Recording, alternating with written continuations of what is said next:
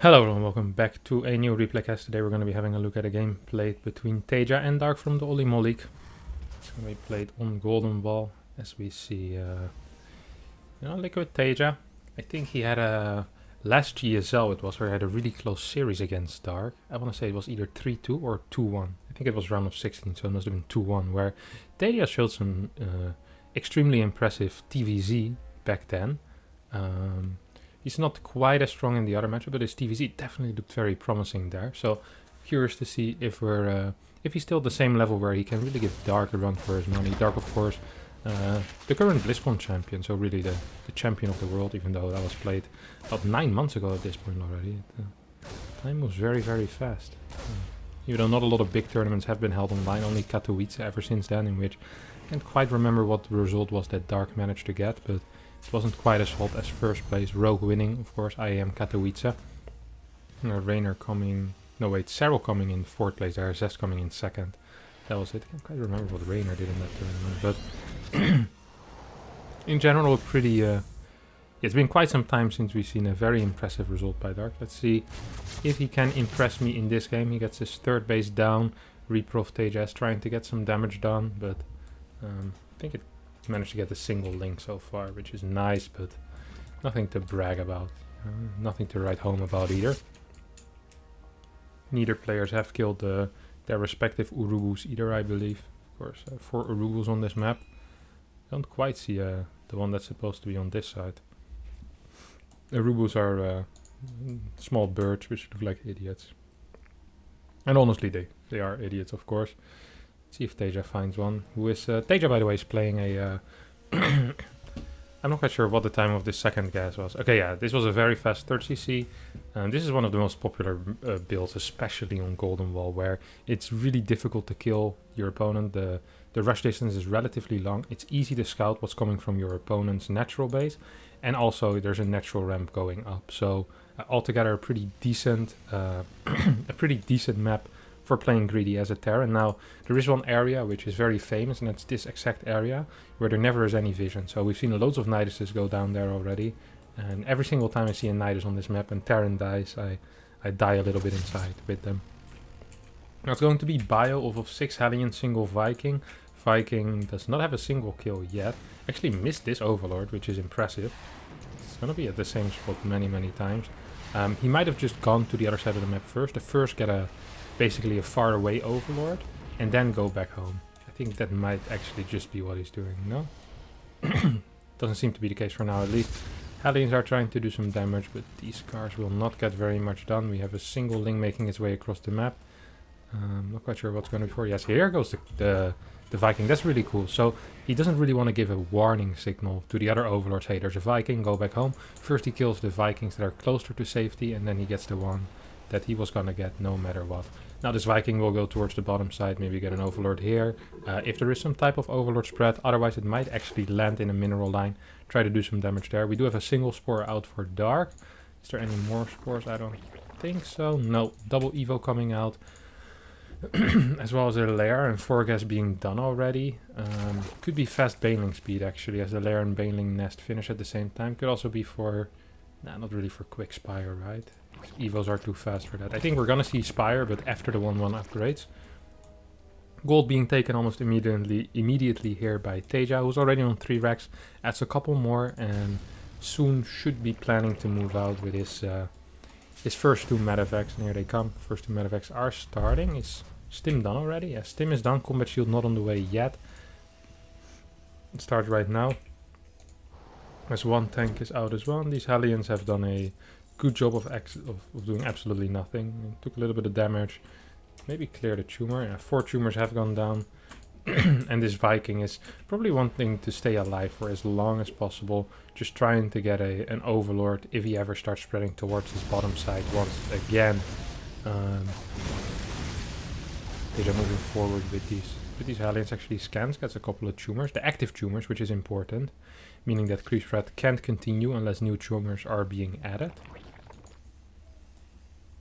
Can be a little bit annoying. 1-1 is about to finish up as well. 2 hatcheries are on the way here for Dark. We have a in-base macro hatch and a 4th base. Spire is being built, has baneling speed, centrifugal hooks, finishes up, and actually the creep on the bottom side hasn't really been rebuilt. We're gonna get another scan here most likely as the Marines stim in. They'll take out 3-4 tumors and then need to start getting very careful as there is, like I said, bailing speed. Taeja realizes that he moves back 1-1, finishes up, and Armory is on the way. Fort base starting very quickly into this game as well.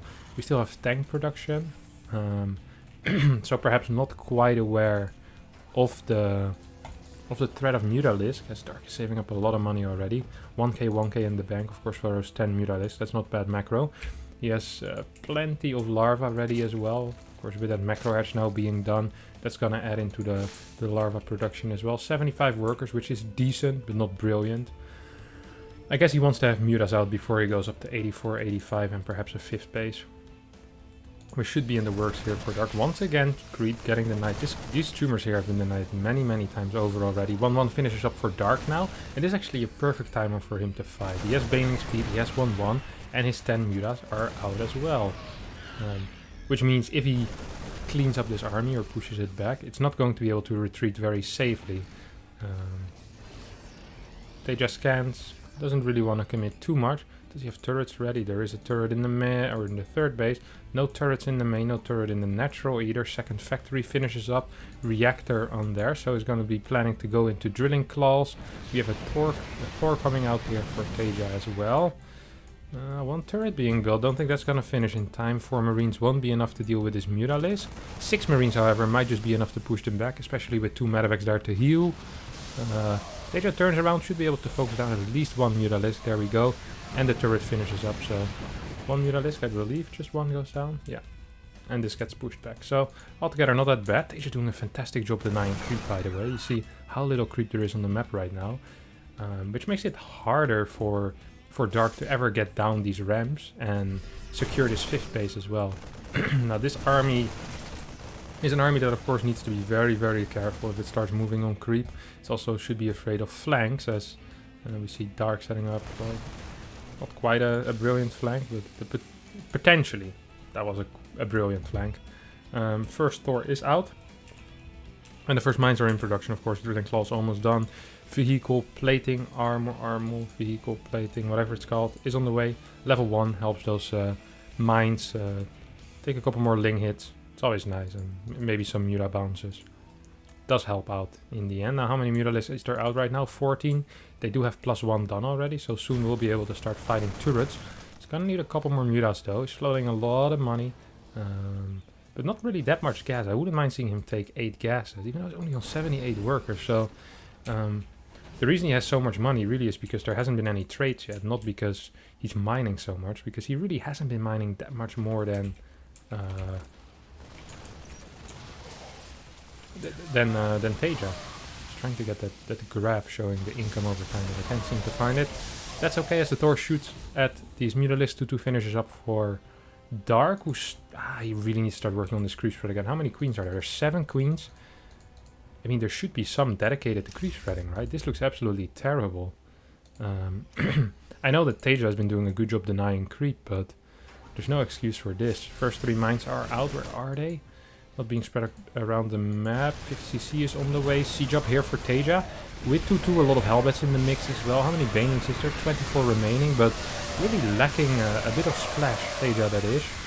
And his tanks get cleaned up. A lot of the Marines end up getting cleaned up, but I think that might have been a good trade for him, yeah. Unit lost tab shows that it was indeed a good trade. Of course, Dark still has a big bank. He's gonna spend it directly 96 links. Oh my god, he still has 13 larva. This guy never runs out of larva. That's 122 links in the production tab. I've never seen that before. What the hell? He had so many larva. He was so careful with his units before. Not quite as careful with the creep spread though. Still, one of the... Oh my god, what was that mine? 8 kills. The other one, I'm not quite sure what he got, but that was a lot of link kills right there. So, Dark will immediately need to rebuild more of those links that he just started. Good fight once again for Taeja, who's pulling way ahead in the unit loss tab right now. 70 workers. Now, we have only a single orbital command, so his income isn't going to be super high, but it's going to be fine with a couple of mules raining down from the sky right now. 5th base being taken. We see, I think the main base should be starting to mine out, yes, but transfer already happening. The gold is about to, well, a couple of patches have mined out at least. we see Taeja moving forward even further. Ooh. What are we gonna do here, my friend? What are we gonna do here? You riddle me that. So we have a single medevac. Dream did this a lot, I think it was, when I saw him play. These single medevac drops in the War Chest League. He was playing a lot of these single medevac drops over here and then trying to get Dark to move all the way back there, either with the Mutas or with his Ling Bane. And then he'd push throughout the middle, clear some creep. And the beauty of this map for Terran is that once the game goes very late, it becomes really difficult for the Zerg player to really do anything to get these bottom bases. It's almost impossible for Zerg to get it.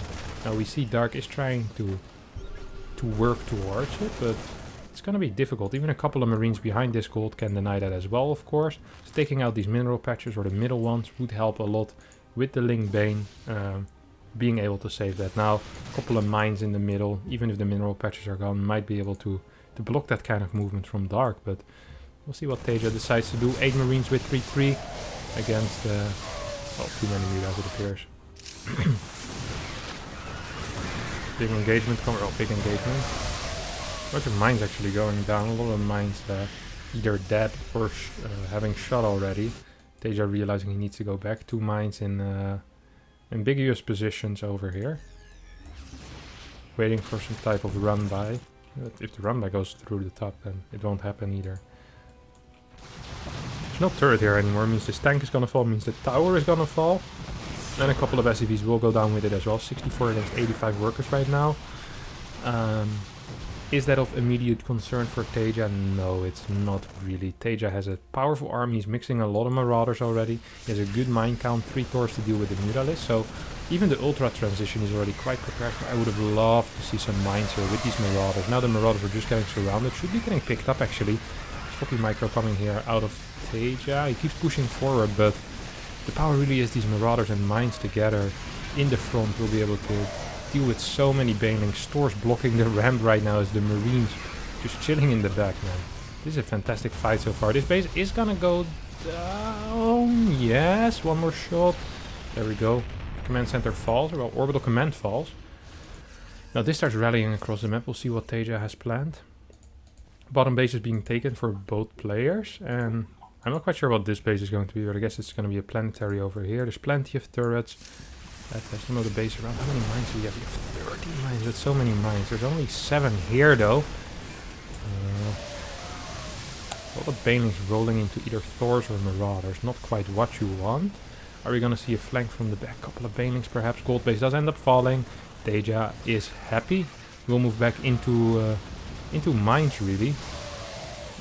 Decent spread here coming out of Dark. Loses some of his dudes, but I don't like when these mines are so close together. Banelings usually just detonate on top of them. This, oh my god, Taeja is brilliant.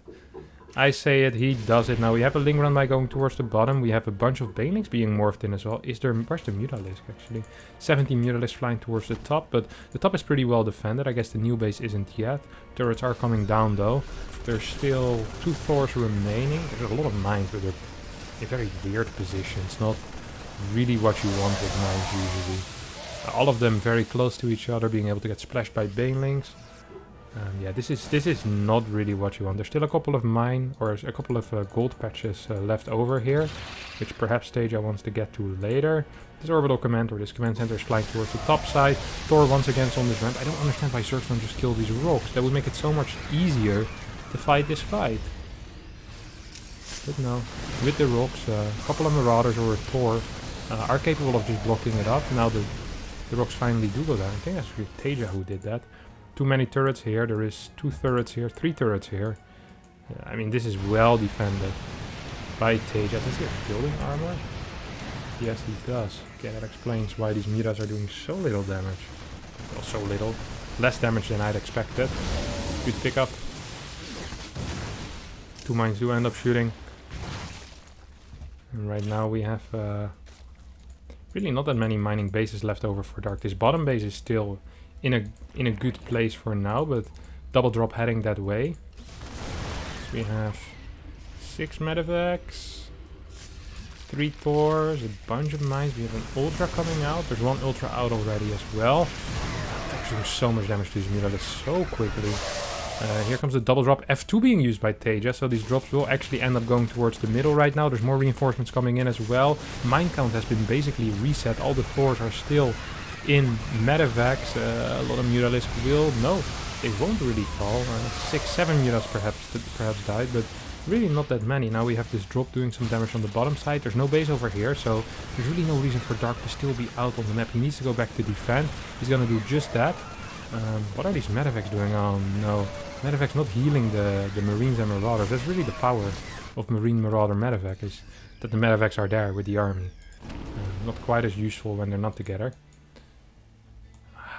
That was big losses there for Taeja. I was also falling behind in economy at this point. It's one of the first time I've seen a Zerg being able to take that bottom side.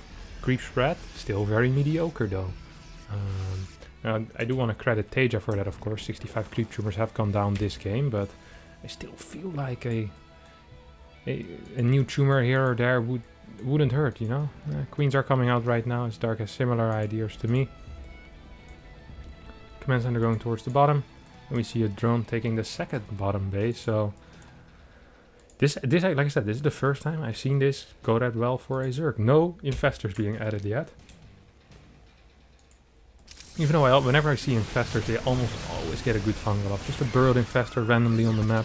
Especially in these situations where there's only, what, 2 orbitals at this point. I mean, there's not that many scans, you know? Can't really be using mules either at this point, I guess. Is there any mules in use? No, not really. Oh, okay, 3 mules over here. So, not quite brilliant. Marines running forward. Does need to be careful with them. Does not want to lose them for free. Planetary's done. 3 turrets are done as well. And I'm afraid that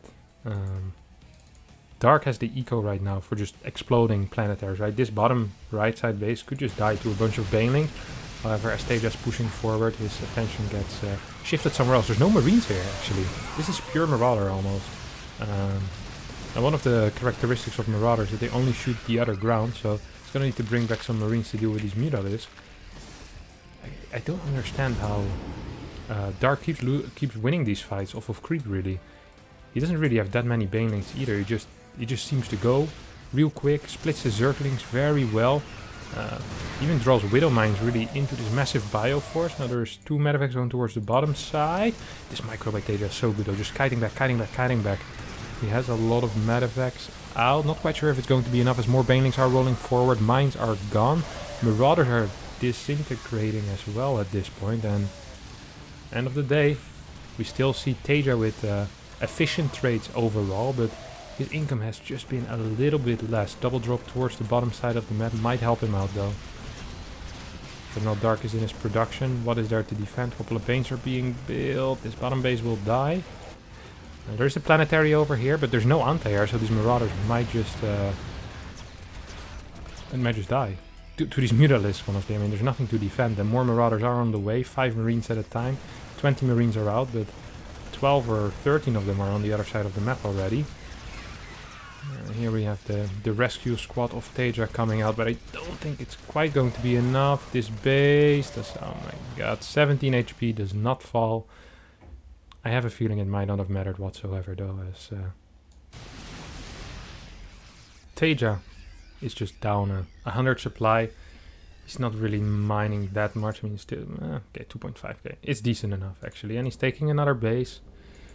The problem is he doesn't have any mines, he doesn't have any Thors, he doesn't have any tanks. He really only has Marauders, Marines and 3 medevacs, and usually that isn't going to be enough to deal with any type of Zerg army, let alone a Zerg army the size of Dark. As here we see perhaps the final engagement. Lynx, Ultras and Mutalisk move forward.